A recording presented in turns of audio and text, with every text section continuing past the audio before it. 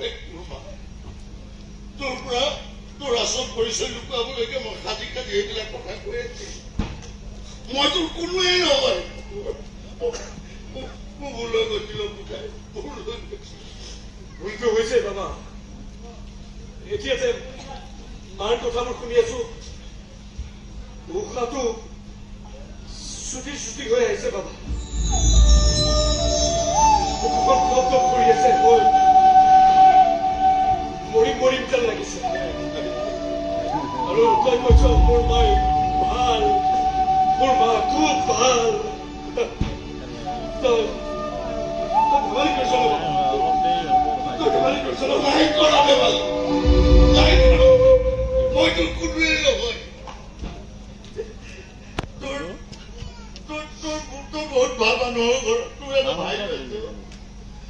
ভাই তই চিনি পাওঁ সুশান্ত বৰ্ধন